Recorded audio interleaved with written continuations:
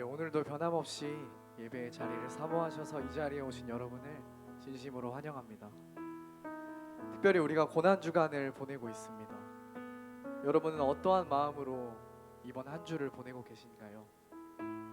우리 찬양하기에 앞서 함께 기도함으로 오늘의 예배를 준비하기를 소망합니다.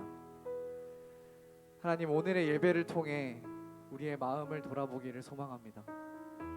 특별히 나의 나됨을 철저히 내려놓고 사랑으로 우리에게 찾아오신 그 예수님만을 온전히 나의 주인으로 모실 수 있는 오늘의 예배가 되게 하여 주옵소서. 우리 이러한 마음 가지고 함께 기도함으로 나아갑시다.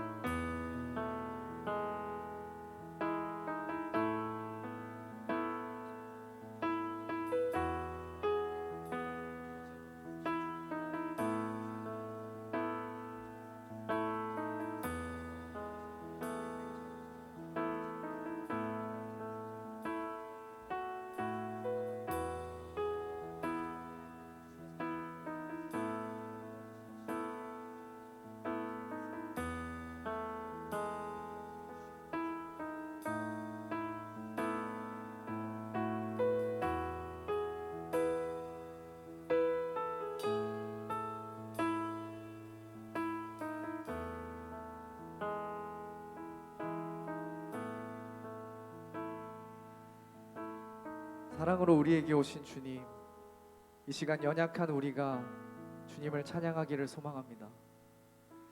우리가 주 앞에 엎드려 주님을 경배하며 나아가기를 소망합니다. 주여, 우리의 찬양을 받아주시옵소서. 감사드리며 예수님의 이름으로 기도드렸습니다. 이 시간 함께 찬양함으로 나아갑시다.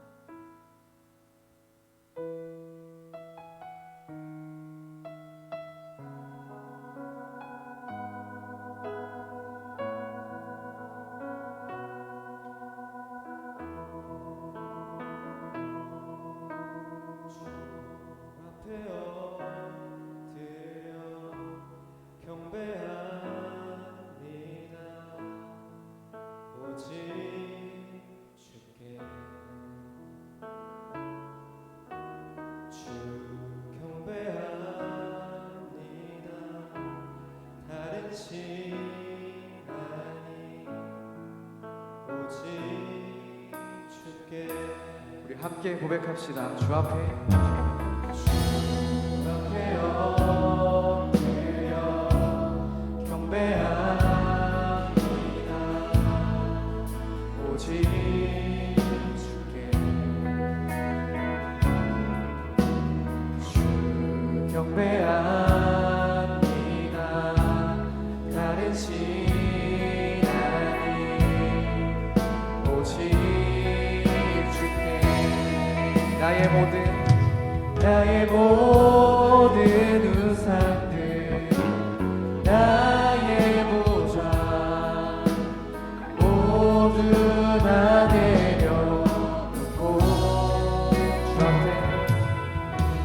주 앞에 엎드려 경배합니다. 오직 우리 다시 한번 전심으로 고백합시다. 주 앞에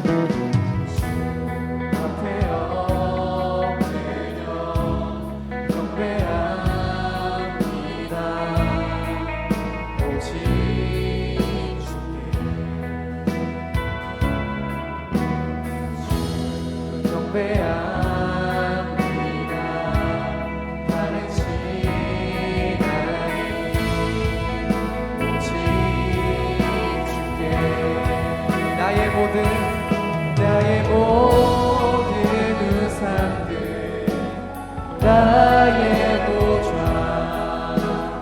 모두 다 내려놓고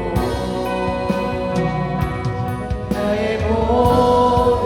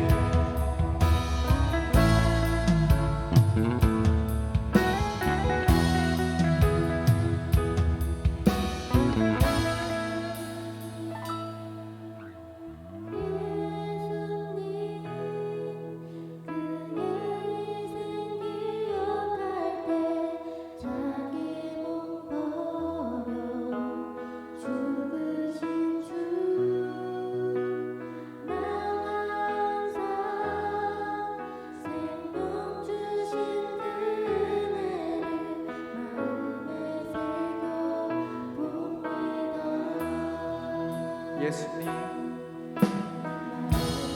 새겨봅니다.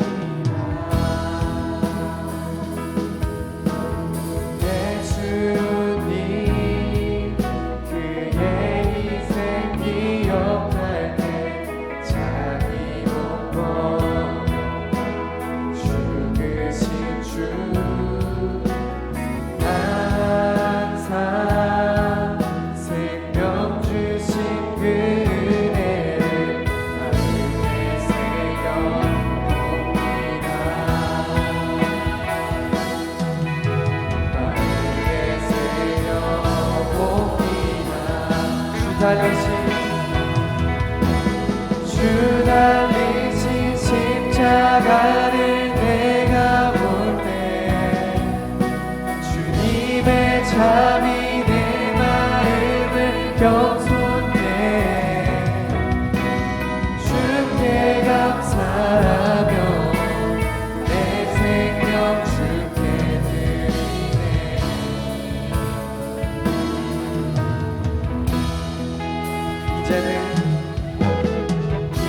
이제는 저 높은 곳에 앉으신 하늘과 땅에 왕 되신 주 나 이제 놀라운 구원의 은혜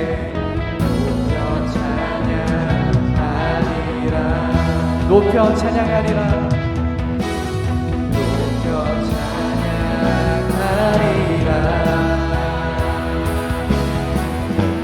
주 달리신 십자가를 내가 볼 때 주님의 잠이 내 마음을 겸손해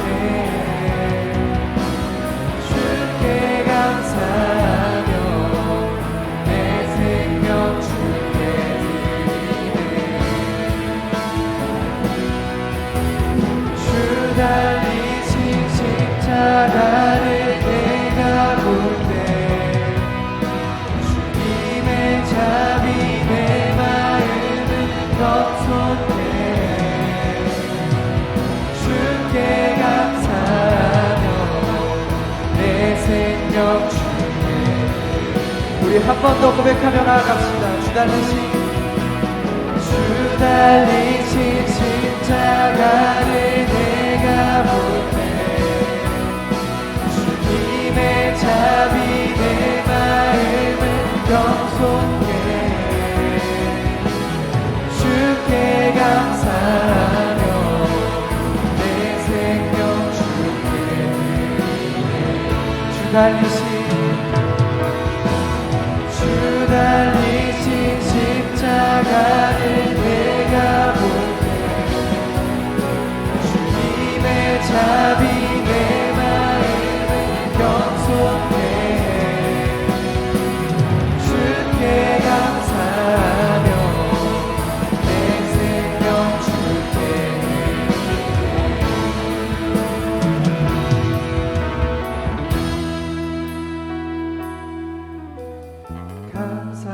감사드리리. 주의 십자가 나의 친구 되신 주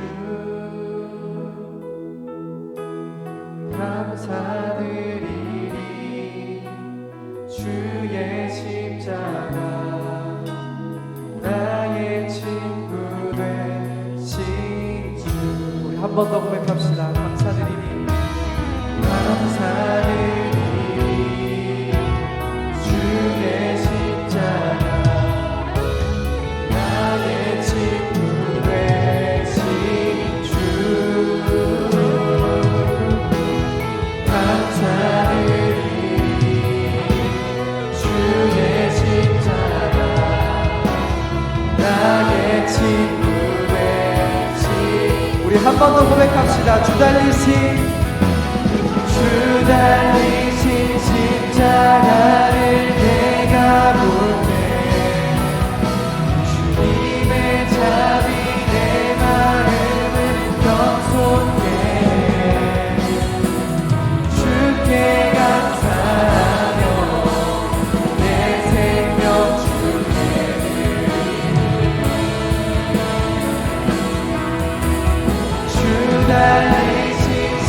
십자가를 내가 볼 때 주님의 잠이 내 마음을 겸손해 주께 감사하며 내 생명 주께 드리네. 함께 고백합시다. 부르신 곳에서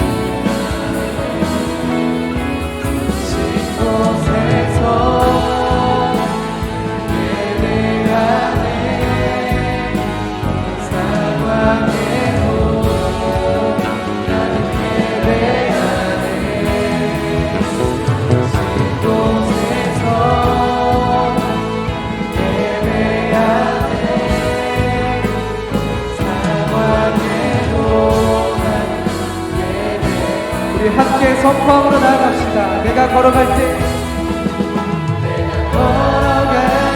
길이 되고 살아갈 때 삶이 되는 곳에서 예배하네.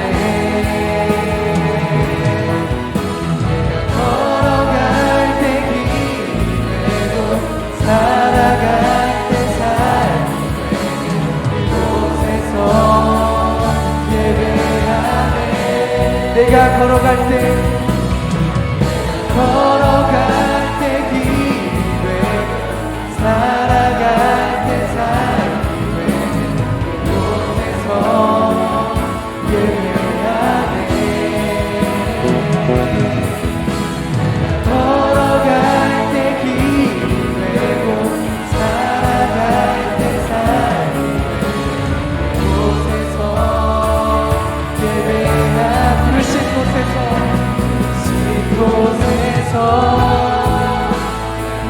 예배하네. 상황에도 나는 예배하네. 부르신 곳에서 예배하네. 상황에도 이번에 우리의 목소리로만 고백하며 나아갑시다. 부르신 곳에서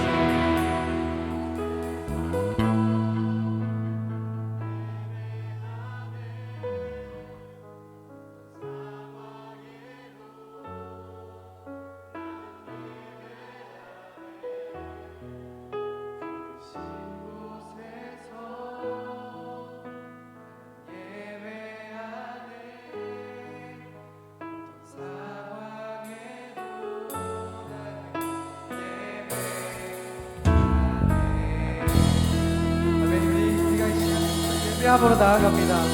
우리를 부르신 그 자리에서 우리가 주님을 영원토록 예배하기를 소망합니다. 주님, 우리의 예배를 받아주시옵소서.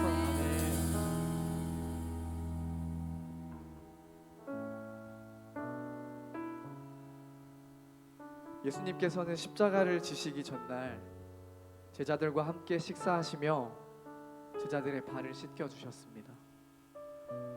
또 예수님께서는 화려한 말을 타지 않으시고 어린 나귀의 새끼를 타고 예루살렘으로 들어가셨습니다. 겸손의 왕으로 오신 그 주님께서 오늘도 동일하게 우리에게 말씀하십니다. 수고하고 무거운 짐진 자들아, 다 내게로 오라. 내가 너희를 쉬게 하리라. 우리 이 시간 마지막으로 찬양하며 나아갈 때 우리의 유일한 소망 되신 예수의 이름만을 외치며 나아가는 우리가 되기를 소망합니다. 이 시간 이러한 마음 가지고 함께 찬양하며 나아갑시다.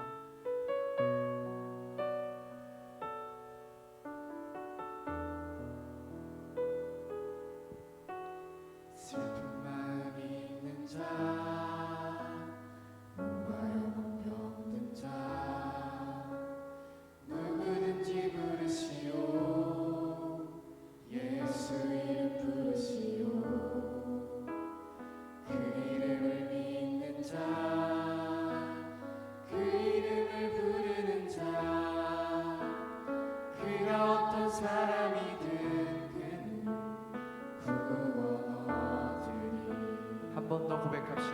슬픈 마음 있는 자, 슬픈 마음 있는 자, 없는 자, 누구든지 부르시오. 예수 이름 부르시오. 그 이름을 믿는 자, 그 이름을 부르는 자, 그가 어떤 사람이든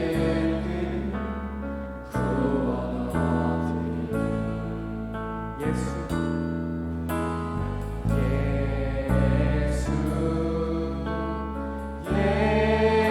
예수, 오 능력의 그 이름 예수, 나 외쳐 부르네. 예수, 예수, 오 구원의 그 이름 예수, 나 외쳐 부르네. 예수 그리스도.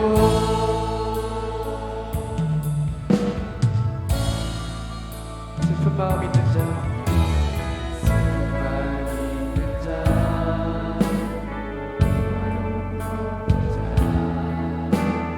누구든지 부르시오.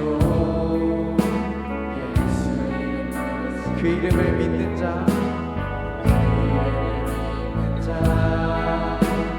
그 이름을 부르는 자, 그가 어떤 사람이든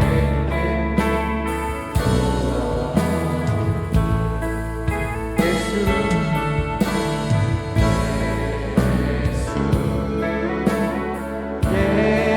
예수, 오 능력의 그 이름 예수, 나 외쳐 부르네. 예수, 예수, 오 구원의 그 이름 예수, 나 외쳐 부르네. 예수 그리스도. 영광은 내게 없으나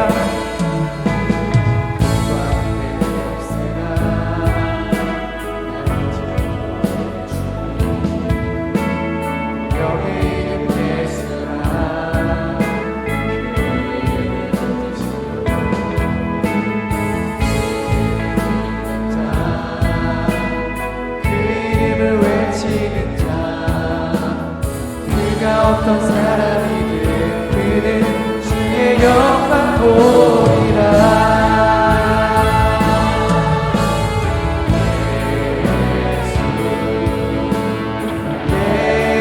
예수, 오 능력의 그 이름 예수, 나 외쳐 부르네.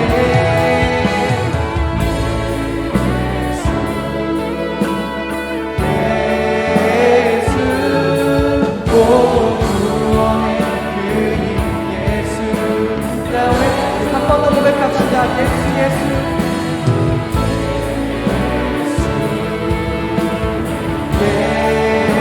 예수, 오 능력의 그 이름 예수, 나 외쳐 부르네.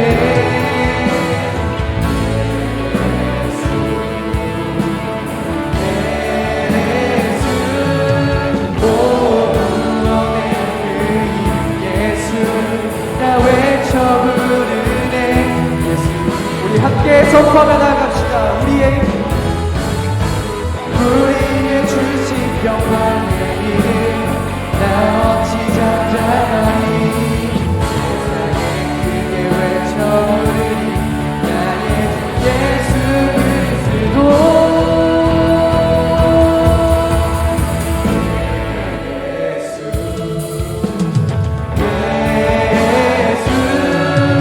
오 능력의 그 이름 예수, 나 외쳐 부르네.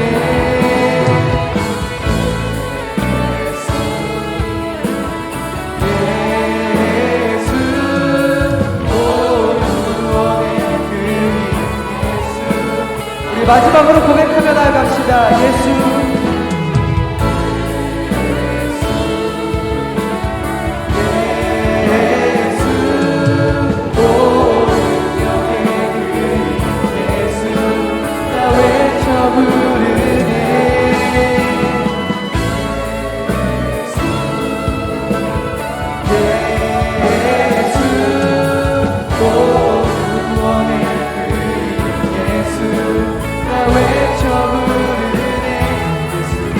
이어서 고백합시다. 예수의 이름은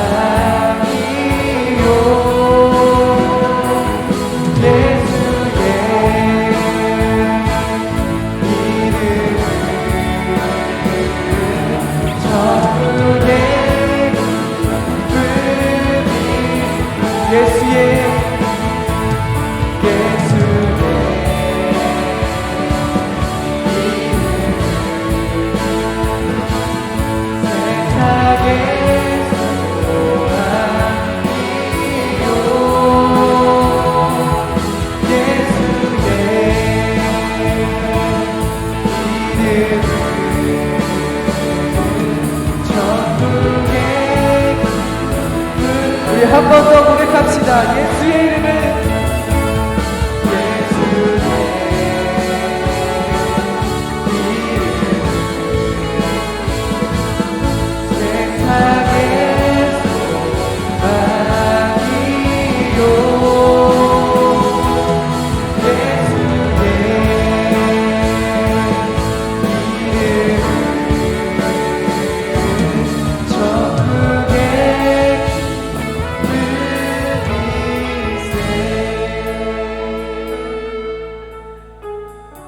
우리 이 시간 조용히 기도함으로 나아가기를 소망합니다. 주님, 우리의 소망이신 예수 그리스도의 이름만 붙잡으며 나아가는 내가 되기를 소망합니다. 가장 낮은 자의 모습으로 이 땅에 오신 주님, 나도 가장 낮은 자리에서 다른 사람을 섬길 수 있는 내가 되기를 주님 간절히 소망합니다. 나를 그렇게 사용하여 주시옵소서. 우리 이 시간 조용히 침묵함으로 함께 기도하며 나아갑시다.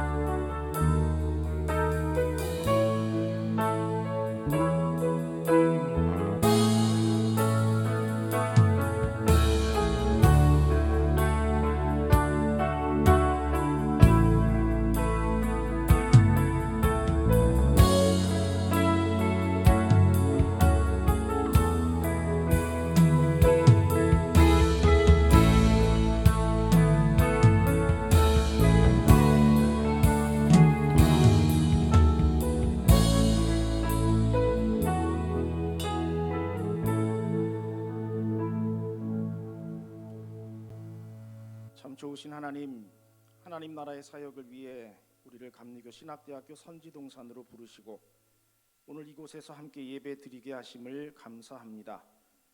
고난주간을 보내며 주님께서 걸어가신 십자가의 길을 묵상합니다. 그가 찔림은 우리의 허물 때문이요 그가 상함은 우리의 죄악 때문이며 그가 징계를 받음으로 우리는 평화를 누리고 그가 채찍에 맞음으로 우리는 나음을 받았도다는 이사야 선지자의 말씀처럼 우리의 죄와 허물을 대속하기 위해 주님께서 걸어가신 고난의 길이 우리에게 용서의 은혜와 평화, 치유와 생명을 주었음을 고백합니다. 십자가의 길 끝에 있는 부활 생명을 소망하며 한 걸음 더 하나님께 가까이 가게 하옵소서. 오늘 말씀을 선포하시는 홍원영 목사님을 성령의 능력으로 붙잡아 주시고 전하는 자와 듣는 자 모두에게 주님의 크신 은총을 내려 주옵소서. 마르고 건조한 이 땅에 단비를 내려 주셔서 촉촉하게 적셔 주신 것처럼 지금 이곳에 성령께서 함께 하셔서 우리의 메마른 심령에 은혜의 단비를 내려 주옵소서.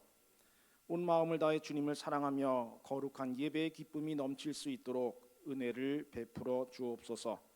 우리를 대속하시고 구원해 주신 예수 그리스도의 이름으로 기도합니다. 아멘. 요한복음 20장 24절부터 29절의 말씀을 봉독해 드립니다. 12제자 중에 하나로서 디두모라 불리는 도마는 예수께서 오셨을 때에 함께 있지 아니한지라 다른 제자들이 그에게 이르되 우리가 주를 보았노라 하니 도마가 이르되 내가 그의 손에 못자국을 보며 내 손가락을 그 못자국에 넣으며 내 손을 그 옆구리에 넣어보지 않고는 믿지 아니하겠노라 하니라. 여드레를 지나서 제자들이 다시 집 안에 있을 때에 도마도 함께 있고 문들이 닫혔는데 예수께서 오사 가운데 서서 이르시되 너희에게 평강이 있을지어다 하시고 도마에게 이르시되 네 손가락을 이리 내밀어 내 손을 보고 네 손을 내밀어 내 옆구리에 넣어보라. 그리하여 믿음 없는 자가 되지 말고 믿는 자가 되라.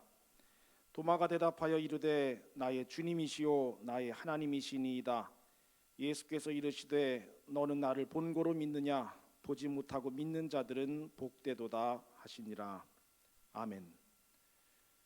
오늘 설교해 주실 우리 홍원영 목사님은 감리교 신학대학교 84학번 기독교 교육학과로 입학하셔서 여러분처럼 이 캠퍼스를 거닐며 공부하신 귀한 우리 동문 목사님이십니다.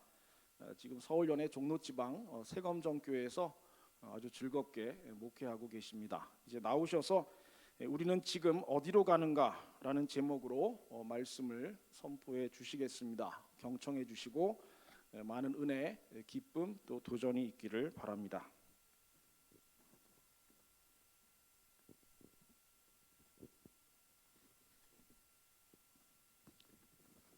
여러분 반갑습니다. 방금 소개받은 세검정교회를 담임하고 있는 홍원영 목사입니다.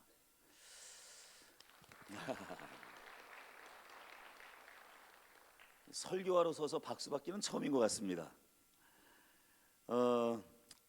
방금 소개받은 것처럼 저도 여러분들처럼 이곳 감신에서 신학을 공부를 했습니다.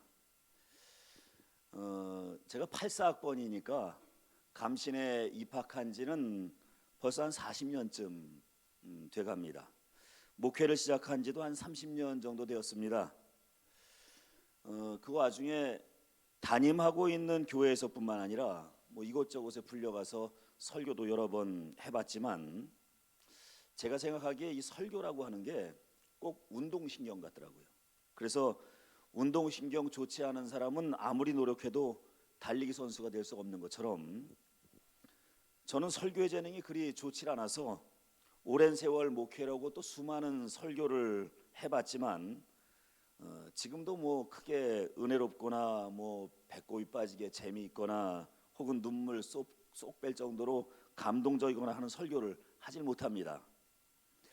제가 이렇게 말을 하면은 속으로 설교도 못한다면서 여기 왜 왔느냐 뭐 그렇게 생각하시는 분들이 혹시 계실지 모르겠습니다만 그래도 여러분 오늘 여러분들이 드시는 간식 제가 삽니다.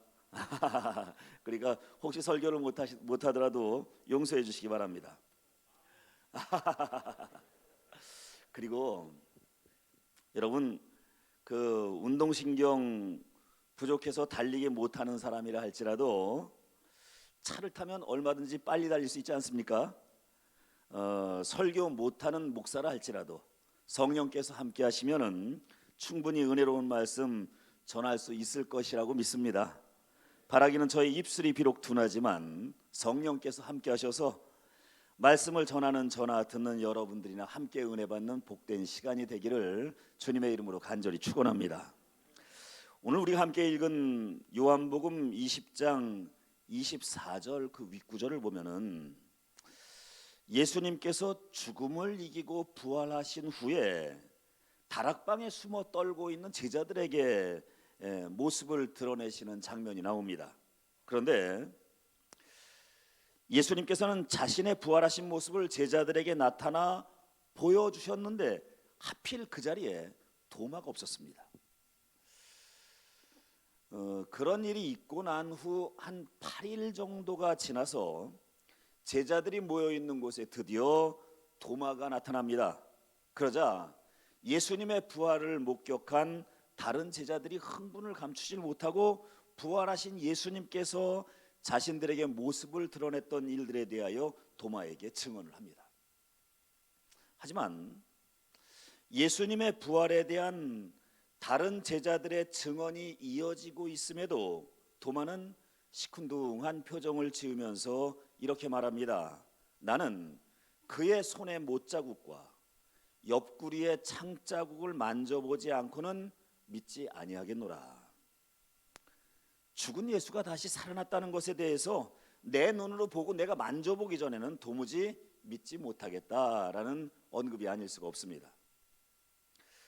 그런데 여러분, 바로 이 언급으로 인하여 도마는 후대 기독교인들에게 의심 많은 제자로 낙인 찍히게 됩니다.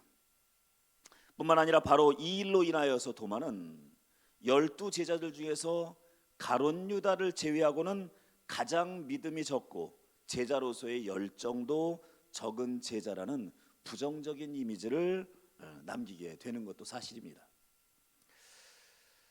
그런데 여러분, 우리는 이 도마에게 심겨져 있는 이 두 가지 부정적인 이미지, 즉 의심 많은 제자라고 하는 이미지, 그리고 제자로서의 열정이 부족한 제자라고 하는 이미지, 이 두 가지 이미지에 대해서 재고해 봐야 할 필요가 있습니다. 먼저 도마가 다른 제자들에 비해서 충성심과 열정이 부족한 제자라고 하는 이미지에 대해서 생각해 볼 때, 결론부터 말씀드리자면 도마는 결코 다른 제자들과 비교하여서 믿음이 적거나 제자로서의 열정이 적은 제자가 아닙니다. 오히려 다른 제자들에 비하여서 더 적극적으로 예수님을 따랐던 제자라고 보는 것이 옳습니다. 요한복음 11장을 보면은 예수께서 병들어 죽어가는 나사로를 고치기 위하여서 베다니로 가는 장면이 기록이 되어 있는 것을 보게 됩니다. 이 말씀을 보면은 다른 제자들이 예수님께서 베다니로 가시고자 하는 것을 지금 만류하고 있습니다. 선생님, 얼마 전에도 유대인들이 선생님을 붙잡아 돌로 쳐서 죽이려 하지 않았습니까? 베다니는 유대인들이 많은 곳입니다. 보나마나 그들은 선생님을 보게 되면 또 붙잡아 돌로 쳐서 죽이려 할 겁니다. 그런데도 유대인들이 많이 있는 그 베다니로 들어가려 하십니까? 하면서 예수님을 말리는 겁니다. 그런데 여러분, 이렇게 다른 제자들이 예수님께서 베다니로 가는 것을 말릴 때 이 모습을 지켜보던 도마가 앞으로 나섭니다. 그리고는 다른 제자들을 향해서 이런 말을 합니다. 여러분, 선생님께서 죽기를 각오하고 베다니로 가신다고 하니 제자된 우리가 어찌 선생님을 따르지 않을 수 있겠습니까? 우리도 선생님과 함께 죽으러 갑시다. 다른 제자들은 두려워하며 예수님께서 가시고자 하는 길을 막아섰는데 도마만큼은 오히려 예수님과 함께 죽더라도 예수님께서 가시고자 하는 길을 동행하겠다고 나서고 있으니 여러분, 그 용기가 가상하지 않습니까? 이처럼 성경을 통해서 묘사되고 있는 도마의 모습을 보면 다른 제자들에 비하여 제자로서의 열정이 부족한 제자가 아니라 오히려 다른 제자들보다 더 열정적으로 목숨을 걸고 예수님을 따랐던 제자가 바로 도마입니다. 그리고 또 한 가지, 도마를 의심 많은 제자라고 평가하는 부분에 대해서도 재고해 봐야 할 필요가 있습니다. 만일 도마를 의심 많은 제자라고 평가해야 한다면 여러분, 우리는 도마보다 더 의심 많은 제자들을 성경에서 얼마든지 찾아볼 수 있습니다.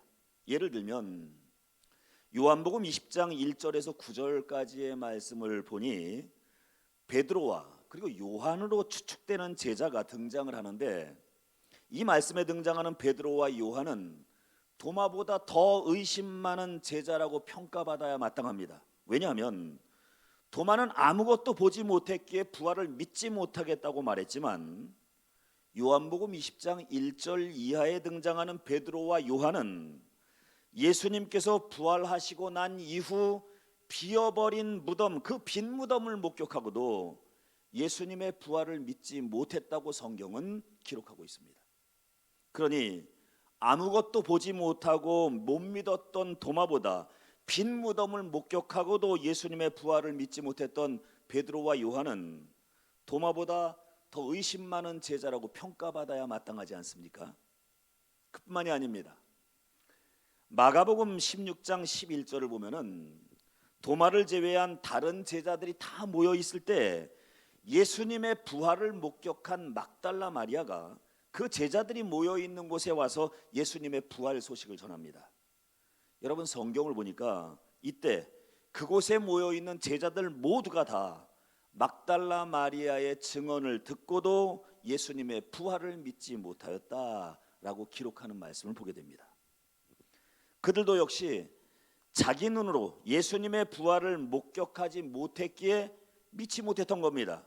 그렇다면 그들 역시 도마보다 나을 것이 없는 것 아니겠습니까?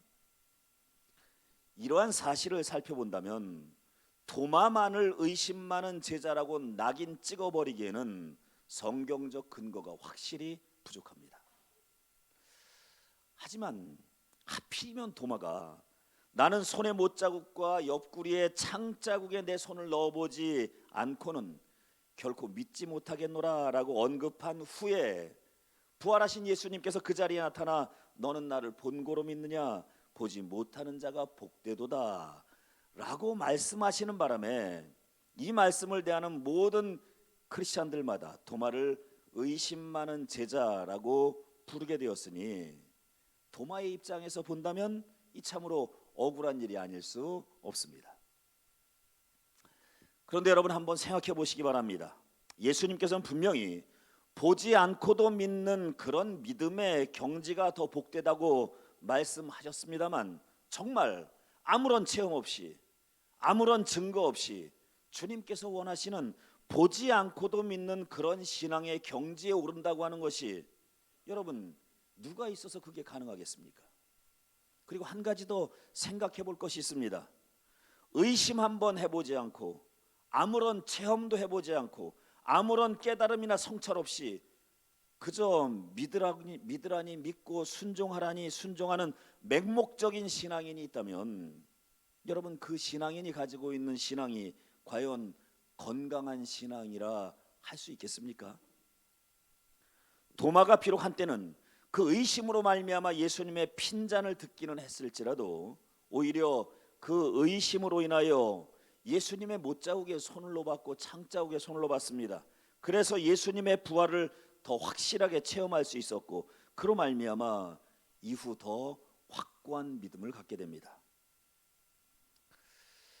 이러한 도마의 모습을 본다면 보지 않고도, 확인하지 않고도 무엇이 진실인지 무엇이 거짓인지 판단할 수 있는 그런 신앙의 경지에 이르렀다면 모르겠거니와, 아직 그 정도 신앙의 경지에 이르지 못했다면 차라리 나는 과연 내 신앙은 과연 온전한 자리에 서 있는지 자기 자신의 모습을 의심해보고, 그래서 부족한 부분이 있다면 나의 부족한 신앙을 솔직히 하나님 앞에 고백하고 체험 있는 신앙을 소유하기 위하여 주님께 간구하는 것이 어쩌면 더 성숙한 신앙인으로 세워져가는 지름길이 되지 않겠습니까?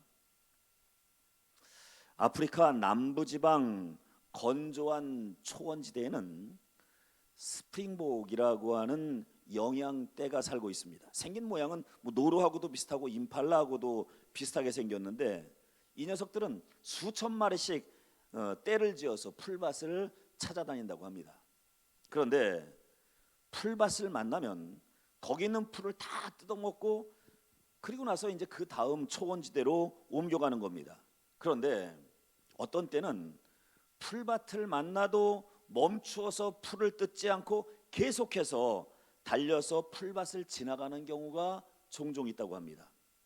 그 이유는 앞쪽에 위치한 녀석들이 풀을 다 뜯어먹어서 먹을 것이 없어진 뒤쪽에 있는 놈들이 자신도 풀을 뜯어먹기 위해서 앞쪽에 있는 놈들을 밀어붙이면서 종종 그런 일이 벌어진다고 합니다. 그러니까 뒤에 있는 놈들은 풀을 먹기 위해서 앞에 위치한 놈들을 밀어붙이고, 앞에 있는 놈들은 뒤에 있는 놈들이 밀어붙이다 보니까 어쩔 수 없이 밀려서 뛰어가기 시작한 것인데, 이때 종종 어이없는 일들이 벌어집니다. 뒤쪽에서 밀어붙이는 놈들이나 뒤에 있는 놈들에게 밀려서 어쩔 수 없이 뛰기 시작한 놈들이나 뛰다 보면은 자기들이 왜 뛰게 되었는지 그 이유와 목적을 잊어버리고 그냥 끊임없이 달린다고 합니다. 언제까지 그렇게 달리느냐면은 지쳐서 더 이상 뛰지 못할 때까지 그렇게 달린다는 겁니다.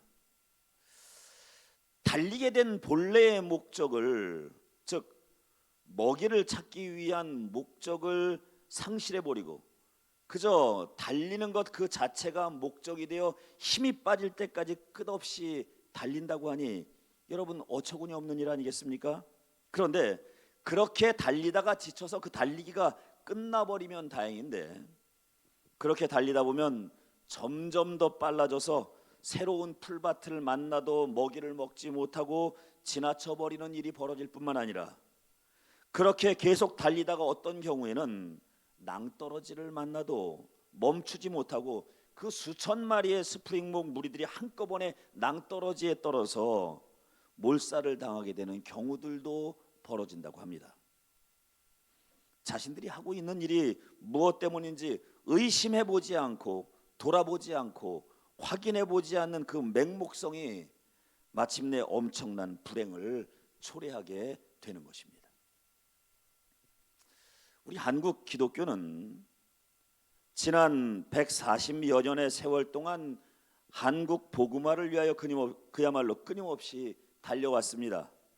이렇게 숨가쁘게 달려오는 동안 참으로 많이 달려오기는 했지만, 다른 한편 우리는 우리 기독교 본래의 모습을 지키며 달려왔는가 하는 것을 돌아보지 못하고 있지 않은가 하는 생각을 해보게 됩니다. 여러분, 우리나라 선교 초기, 기독교 선교 초기의 역사를 살펴보면 당시 그 시대를 이끌어온 민족 개화에 앞장섰던 인물들이 거의 대부분 기독교인들이었다고 하는 사실을 알게 됩니다. 일제시대에 민족의 독립을 위하여 순교적인 자세로 독립운동을 주도했던 이들도 역시 대부분 기독교인들이었습니다.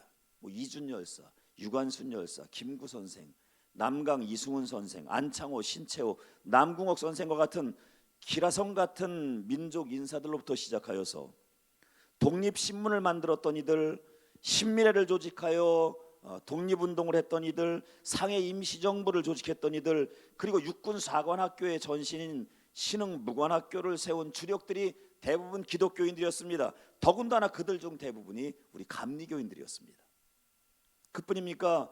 60년대와 70년대를 거쳐 기독교인들은 선한 일이라면 늘 앞장서서 행하였습니다. 그 결과 60년대와 70년대에는 착한 일 하는 사람들을 보면 지나가는 사람들이 너 교회 다니냐 하고 물어볼 정도로 한국의 기독교인들은 선한 일에 앞장서 갔습니다. 그런데 여러분, 지금은 어떻습니까? 성도들의 수는 많아지고 밤 풍경을 빛내는 십자가의 수도 많아지고 대형 교회들도 많아지고 목회자를 배출하는 신학교들의 수도 셀 수 없이 많아지고, 그런데 여러분, 그러므로 말미암아 그 교회로 인하여 세상이 깨끗해지고 밝아지기는커녕 오히려 교회 때문에 발생하는 사회 문제들로 인하여 우리 기독교를 바라보는 세상 사람들의 눈초리가 매우 부정적으로 변해버리고 말았습니다. 도대체 왜 이런 현상들이 벌어진 것이겠습니까? 그것은 어쩌면 우리 기독교회가 끊임없이 자신을 돌아보고 성찰을 했어야 하는데, 그렇지 못하고 급속도로 성장하는 교회의 모습에 취하여 그만 스스로를 돌아보고 의심하고 확인하는 일을 게을리함으로 우리도 모르는 사이에 어느새인가 우리 기독교가 반드시 지켜내야 하는 정체성과 반드시 해야만 하는 사명들을 저버렸기 때문은 아니겠는가 싶습니다. 목회자는 하나님께서 기뻐하는 교회 공동체를 만들어야 합니다. 그런데 만일 목회자가 그 본래의 사명을 저버리고 사람이 좋아하는 교회를 만들고자 혈안이 되어 있다면, 이런 목사가 과연 하나님께서 기뻐하실 만한 진실한 목사이겠습니까? 혹시 이것은 목회라고 하는 가면을 쓴 일종의 사업 아니겠습니까? 만일 성도들이 좋은 목회자가 있고 성령의 역사가 살아있는 교회를 찾지 아니하고 신앙생활하기 편리한 교회만을 찾아다닌다면, 이런 성도들이 모여서 만들어내는 현대 교회의 문화가 과연 신앙생활이겠습니까? 아니면 신앙생활이라고 하는 가면을 쓴 훌륭한 여가 선용이겠습니까? 요즘 우리 감리교는 정치 싸움으로 해가 뜨고 정치적 미략들로 해가 지고 있다는 평가들이 많습니다. 그 여파인지 감리교의 이미지가 그야말로 날개 없는 새처럼 추락하고 있습니다. 교단과 교회와 하나님을 위한 싸움이 아닌 자기 자신의 명예욕을 채우기 위한 추악한 교단 정치 싸움을 벌이고 있는 이런 목회자들을 양산한 신학교는 과연 아무런 잘못이 없다고 말할 수 있겠습니까? 제발 우리 감신에서만큼은 목회자의 탈을 쓴 돈벌이 장사꾼들이 배출되지 않기를, 교회를 신앙생활이 아닌 여가 선용을 하는 놀이터로 전락시키는 목회자들이 배출되지 않기를, 돈과 명예와 정치 싸움에 해가 뜨고 해가 지는 가짜 목회자들이 배출되지 않기를 제발 우리 감신에서만큼은 시대를 짊어지고 나갈 하나님의 예언자들과 어두워져가는 세상을 밝히는 선한 사역자들이 끊임없이 배출되는 역사가 일어나게 되기를 간절히 소망해 봅니다. 감신에서마저 그렇게 하지 못한다면 우리 감리교는 아무 생각 없이 달리는 스프링복의 무리들처럼 파멸의 낭떠러지로 달려가 끝내 그리로 떨어져 산산조각 나버리는 볼품없는 교단으로 전락해 버릴 수도 있습니다.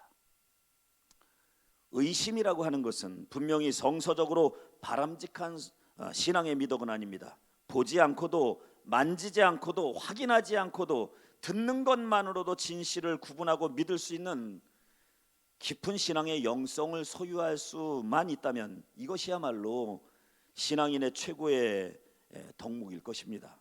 그러나 만일 그와 같은 경지에 이르지 못했다면 차라리 오늘 말씀에 등장하는 도마와 같이 의심해보고 확인해보고 진단해봐서 내가 지금 옳은 신앙의 방향을 찾아가고 있는지, 우리 감신이 지금 올바로 갖고 있는지 그 길을 돌아봐야 되지 않겠습니까?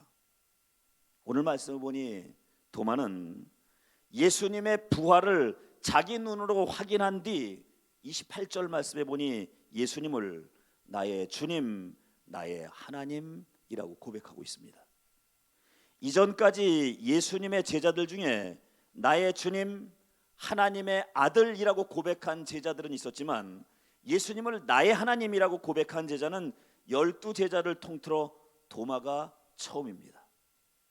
도마가 만일 의심한 것에서 멈추어져 있었다면 그는 영원히 의심 많은 자로 남았을 겁니다. 하지만 의심한 것에 멈추지 않고 확인했기 때문에 그는 자신을 성찰하고 돌아볼 수 있었고, 그래서 예수님을 처음 만났을 때 그 감격과 결단을 회복하여서 그만큼 더 깊은 신앙의 경지로 나아갈 수 있었던 겁니다. 사랑하는 모교 감신과 감신에서 수학하는 후배 여러분, 이제 우리 같이 우리의 모습을 한번 의심해 보지 않겠습니까? 저는 과연 부활하신 예수님을 참으로 증거하는 목회자인지 아니면 그런 척하는 사꾼인지.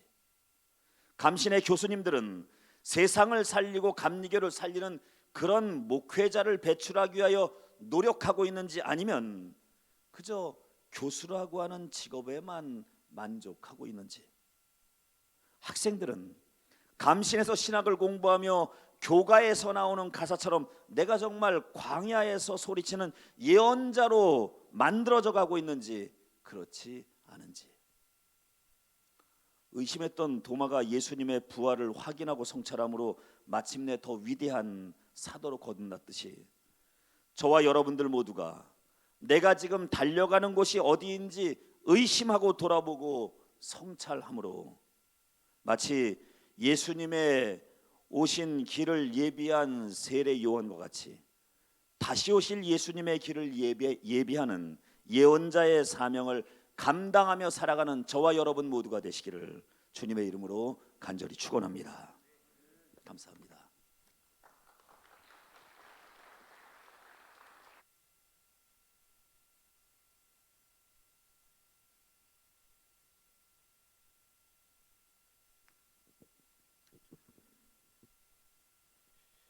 은혜로운 설교를 해주신 홍은영 목사님 깊은 감사를 드립니다. 또 순서를 맡아준 모든 분들께도 감사를 드립니다.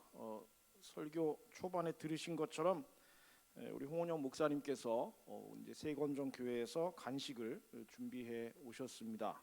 여러분 나가실 때 한 분도 빠짐없이 받아 가시기를 바랍니다. 우리 세검정 교회도 깊은 감사를 드립니다. 우리 귀한 말씀 또 간식 다시 한번 감사의 박수를 좀 드리면 좋겠네요. 감사합니다. 다음 주 4월 11일 화요일 채플은 부활절 예배로 드립니다. 그래서 부활절 채플로 인해서 4월 13일 목요일 채플이 없다는 점 기억을 하시고 목요일 채플에 주로 참여하시는 분들은 화요일에 같이 참여해 주시기를 부탁을 드립니다. 그 대신 4월 13일 목요일 채플이 보통 열리는 시간인데요. 12시부터 12시 50분 학생생활 상담실에서 줌을 통해서 성폭력 예방 교육이 진행됩니다. 대상은 지난 3월 9일에 진행된 그 예방 교육 거기에 참석하지 못한 혹은 참석하지 않은 분들입니다. 참석하시면 그 3월 9일 채플 출석으로 인정이 된다고 합니다. 꼭 기억하시고 참여하지 않으신 분들은 참여하시기를 다시 한번 부탁을 드립니다. 자, 이제 우리 설교해 주신 세검정교회 홍원영 목사님께서 축도해 주심으로 오늘 채플을 모두 마치겠습니다. 주시기 바랍니다.